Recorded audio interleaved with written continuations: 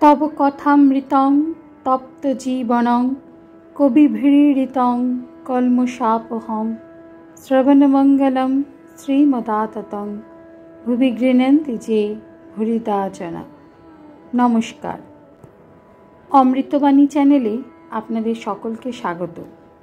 श्री श्री ठाकुर मा और स्वामीजीर रातुल चरणे शतकोटी प्रणाम जानिए शुरू करछि आमादेर आजकेर पाठ।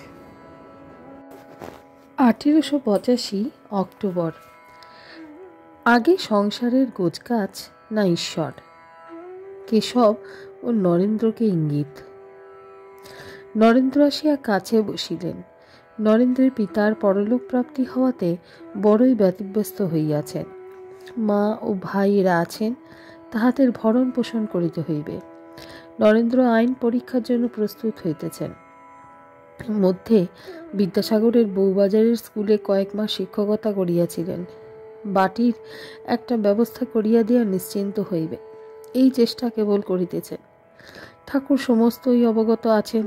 নরেন্দ্রকে এক দৃষ্টে সস্নেহে দেখিতেছেন।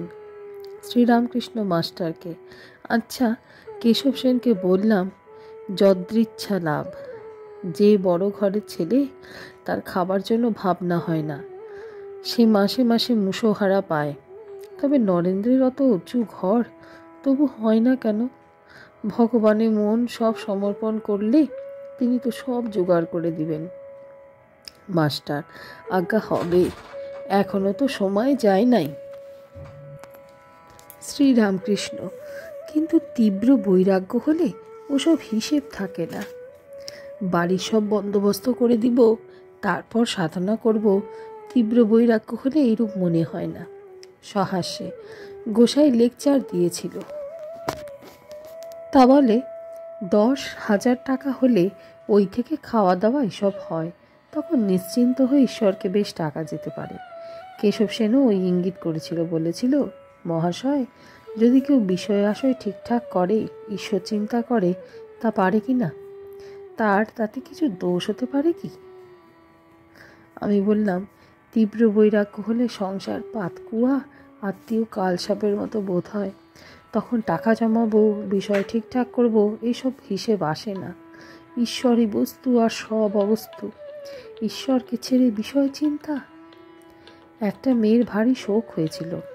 আগে নথটা কাপড়ের আঁচলে বাঁধলে, তারপর ও গো আমার কি হলো গো বলে আঁচড়ে পড়ল, কিন্তু খুব সাবধানে, নথটা না ভেঙে যায়। সকলে হাসিতেছেন। নরেন্দ্র এই সকল কথা শুনিয়া বানবিদ্ধের ন্যায় একটু কাত হইয়া শুইয়া পড়িলেন, তার মনের অবস্থা বুঝিয়া। মাস্টার নরেন্দ্রের প্রতি সহাস্যে, শুয়ে পড়লে যে? শ্রীরামকৃষ্ণ মাস্টারের প্রতি সহাস্যে, আমি তো আপনার ভাসুরকে নিয়ে আছি, তাইতেই লজ্জায় মরি। এরা সব অন্য মাগিরা মরপুরুষ নিয়ে কি করে থাকে? মাস্টার, নিজে সংসারে আছেন, লজ্জিত হওয়া উচিত। নিজের দোষ কেহ দেখে না, অপরের দেখে। ঠাকুর এই কথা বলিতেছেন। একজন স্ত্রীলোক ভাসুরের সঙ্গে নষ্ট হইয়াছে, সে নিজের দোষ কম, অন্য নষ্ট স্ত্রীলোকদের দোষ বেশি মনে করিতেছে।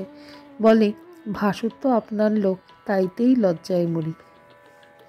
মুক্ত হস্তকে চাকরি ও খোসামদের টাকায় বেশি মায়া। নিচে একজন বৈষ্ণব গান গাহিতেছিল। ঠাকুর শুনিয়া অতিশয় আনন্দিত হইলেন। বৈষ্ণবকে কিছু পয়সা দিতে বললেন। একজন ভক্ত কিছু দিতে গেলেন। ঠাকুর জিজ্ঞাসা করিতেছেন, কি দিলে? একজন ভক্ত বলিলেন, তিনি 2 পয়সা দিয়েছেন। ঠাকুর, চাকরি করা টাকা কি না, অনেক কষ্টের টাকা, খোসামদের টাকা, মনে করেছিলাম 4 আনা দিবে।